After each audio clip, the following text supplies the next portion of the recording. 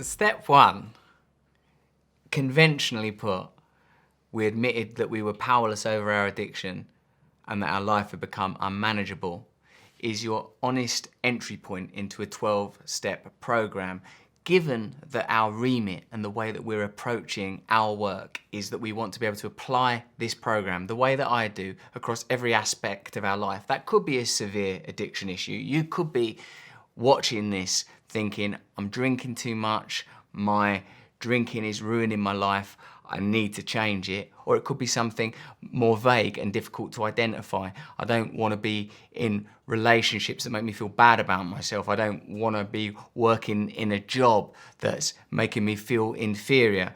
But whatever it is that you're working on, the candid and honest admission that you have a problem and that your life is unmanageable as a result of that problem is our entry point. That honest acknowledgement, mentally in my mind at least, accompanied by the sound of a record scratching off, a point of arrest. I don't want to proceed any further down this path. When I interpreted the 12 steps, I changed it from a rather wordy, articulate and brilliant appraisal of powerlessness and unmanageability to the more succinct and perhaps vulgar, are you fucked? If you're watching this video, if you've subscribed to this, if you find yourself in a position where you're unhappy and lost, this is the step one moment. The moment of, I can't cope with this anymore. I don't want to continue down this path anymore. So whatever it is you're dealing with, there is a further requirement here, and that requirement is for specificity. I reckon that the reason that the 12-step program was initially formulated around alcohol and then drugs was that when there is a clear and obvious object like alcohol and alcoholism, it's easy to diagnose. And it's easy to, not easy because it's like incredibly complex and painful, agonizing and difficult, and a lot of people can't ever do it, but at least it is clear that that alcohol is the thing that needs to be removed from your life, that your problems are clustering around your misuse of drink. When I think about my own step one around crack, heroin and alcohol. Firstly, actually, it seemed like a bloody difficult thing to accept. Like when people said, the reason that you're getting in trouble in relationships, the reason that you don't like yourself, the reason you've got low self-esteem and that you're continually getting in trouble with the police and that nothing's ever working out for you, it's because you're drinking and you're taking drugs. Are you willing to one day at a time stop drinking and taking drugs? For a long time, the answer was no. I wasn't willing to see that as the problem. I wasn't willing to embark on a journey of change.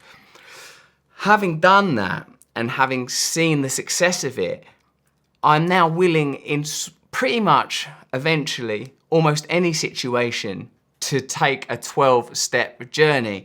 Because, you know, as soon as you've removed alcohol and drugs from your life, if that's the problem you're dealing with, you are confronted with the myriad other problems in your life that are required to change.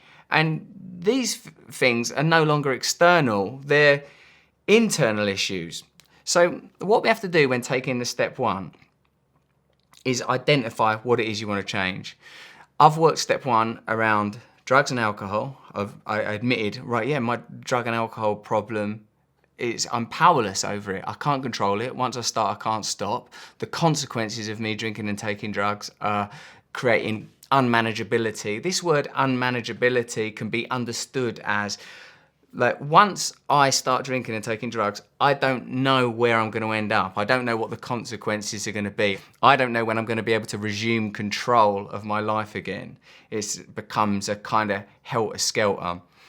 Like, when applying it to something more insidious, less obvious, like I'm powerless over my use of the phone and my life has become unmanageable, it's kind of, look, there's no doubt that it's more subtle, but I'm still looking at the phone when I don't want to look at the phone, and it's still making me feel not good about myself. I don't feel good at myself if I'm staring at my phone instead of talking to my children. I don't feel good about myself if I'm like unconsciously and sort of kind of somehow my volition is being usurped by a bloody device that I've paid for. That doesn't feel good. That's another thing that's very beautiful about the 12 steps, is this learning to recognize my own intuition and my own feelings as being somehow valid. The point that I'm feeling unhappy or dissatisfied is not something that I need to suppress or ignore or get over. It's the beginning of letting go of something. It's the beginning of changing something.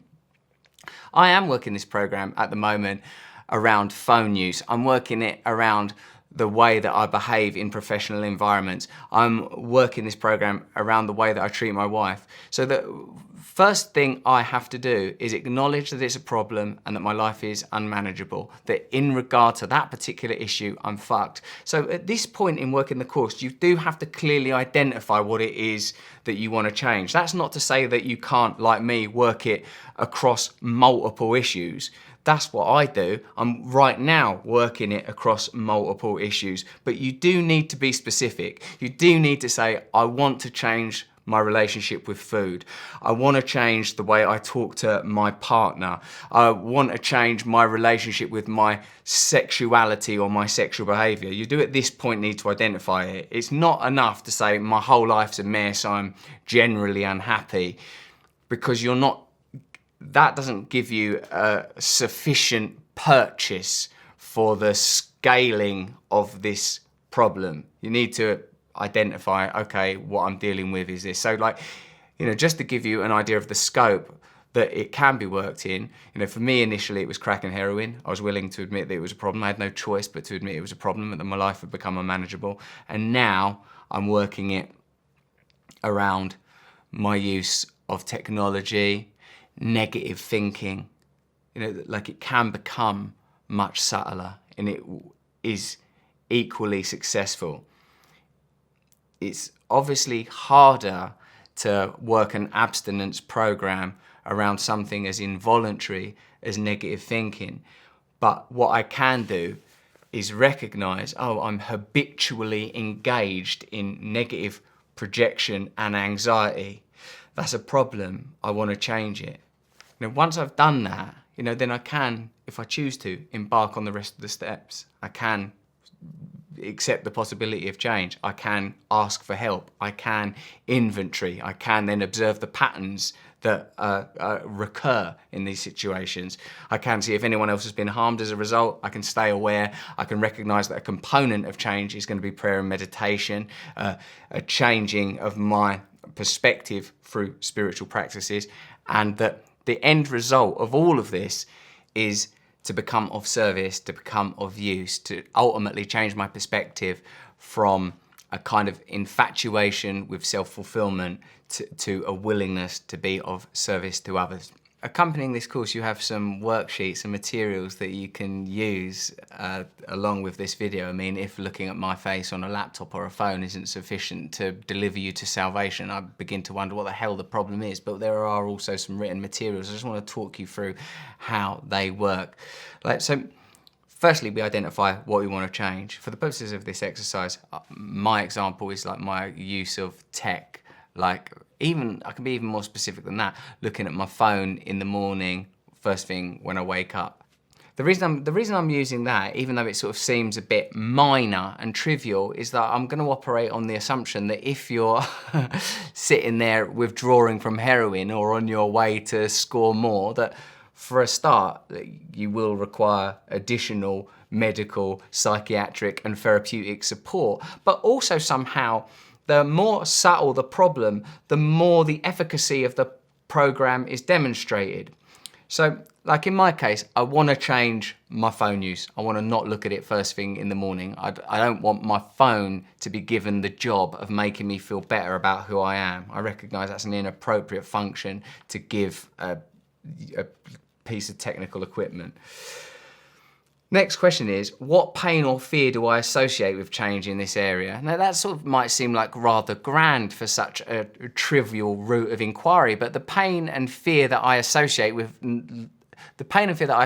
like not looking at my phone first thing in the morning is that I'm kind of confronted with the general and vague sense of anxiety that I wake up with every day, that I try to negate with some external distraction. If I look at my phone, maybe someone will have sent me a text message telling me that I'm fantastic. Russell, you're terrific. You can now rest assured, go back to bed, turn over, bury your face back in the pillow. You're absolutely fine. There's nothing about you you need to alter.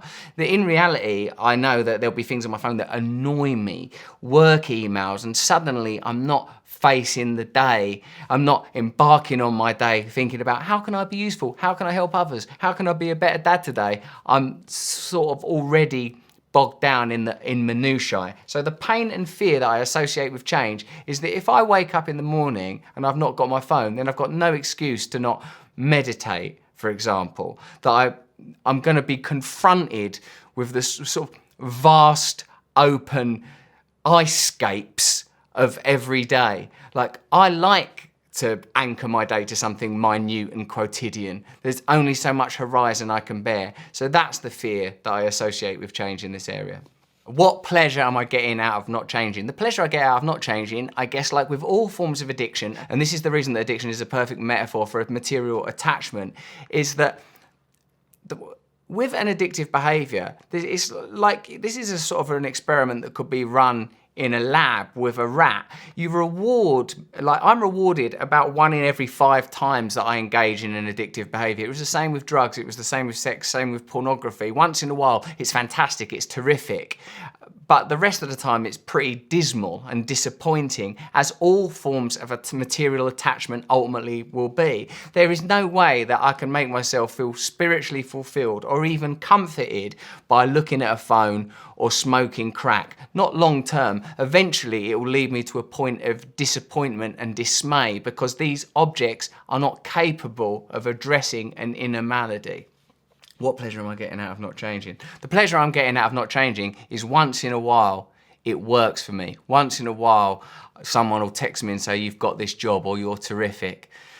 It's never enough. And in a way, the problem, even with the positive outcome, is it engages me for longer in a behavior that isn't ultimately beneficial. So I'd be better off to, like, as soon as I consciously engage with that behavior and I'm willing to change it, the possibility of real change, of real improvement begins. What will it cost me if this doesn't change is the next question.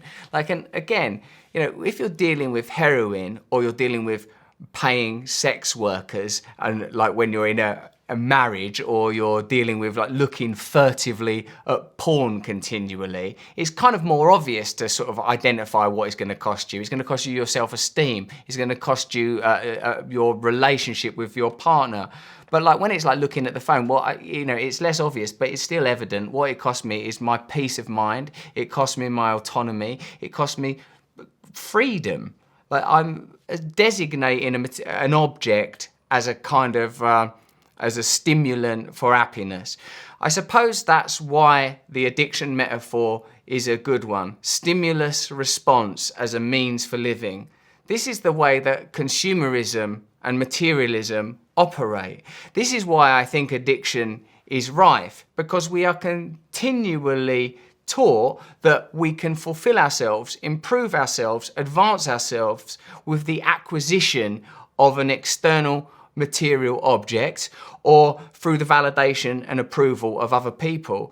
That, for me, has the same sort of paradigm shape as here is some heroin, I've taken the heroin, here is some alcohol, I've taken that alcohol, here is pornography, I've used the pornography. Wherever you are on the scale, if you're using an external object as a tool to ameliorate inner malady, you're engaged in addiction. Any behavior that you're engaged in, that you want to change, and when you try to change it or try to stop it, you can't, I think can rightly be referred to as addiction. To keep it specific again, what benefits can I have? What benefits could I expect from changing my phone use. Again, if you're talking about stopping drinking alcohol, the benefits are obvious. I'm going to save money, I'm going to feel healthier, I'm going to lose weight, I'm not going to feel that constant despair of alcoholism, vomiting and belching my way for every day. When it's something sort of seemingly minor, like phone use, what benefits will I get? Well, you know, the truth is that I have begun to change that behaviour. For 1 week, I stopped charging my phone in my bedroom. I charge it downstairs. I don't look at it first thing in the morning. And what happens is, like, I feel, in a sense, it's with a subtler form of behavioural change, like not using my phone to soothe myself in the morning, the benefit I feel is not immediately obvious. The thing that I felt most immediately was a bit inconvenienced and a bit put out by not having my phone there. But 2 or 3 days in, I started to feel a kind of relief. None of us feel good about how we've been inveigled and hypnotised by technology. And having, for me, as a person that works a 12-step program, recognising that I can alter my behaviour around something as seemingly minor as that, it's fulfilling. There's a relief in it. So that one of the benefits are that in the morning now when I wake up, I'm thinking about dealing with the people I live with and love, not dealing with a fucking telephone. So for our purposes today, what we want is a clear understanding of what it is we're willing to change. Before we fill out our worksheets, which, you know, I'll be doing in my own little life, you'll be doing over there in your world, before we embark on that, let's take a moment to consider and to commit to what it is we want to change. That could be something as obvious and severe as substance misuse, or something as subtle and seemingly trivial as technological attachment, such as I've been describing. But whatever it is, let's envisage it, commit to it, and be very clear that the reason we're working the 12 steps around this particular issue is we acknowledge it's a problem. At this point, the step 1 juncture, that's all that's required of you. This is a problem, I want to change it. Just an honest acknowledgement of that. So take a moment, wherever you are in the world, not if you're operating heavy machinery, and that's not the ideal situation to conduct this course in, I may say. If you're driving a bus or a tube train or an aircraft, complete that, then undertake this course. Take a moment to acknowledge, what is it I want to change? I mean, I might say, step 1, don't fly a Boeing 747 while doing a self-help video. That's like a problem you can start working on in your life. So take a moment to acknowledge what it is you want to change, to make a commitment to it. So for me, as I've said, I don't want to be dependent on my phone for approval anymore. I don't want my phone to be anything other, in fact, than a tool for communication. So now, right, from this moment on, far more when I've filled in this worksheet, whenever I engage in that behaviour, I will recognise, wow, because, you know, like, I may not immediately change, because this isn't as severe and pronounced as heroin, and people relapse on drugs all the time. But once you've acknowledged it's a problem, once you've made that mental commitment, then you can never again undertake that behaviour with the same kind of cavalier innocence. It's been clocked. You've grasped yourself up. You've acknowledged this is a problem. That's what step 1 is. It's the first step on the 12-step journey. This is a problem. I want to change it. Hey, thanks for watching. If you enjoyed this lesson, then I think you'll love this video right here.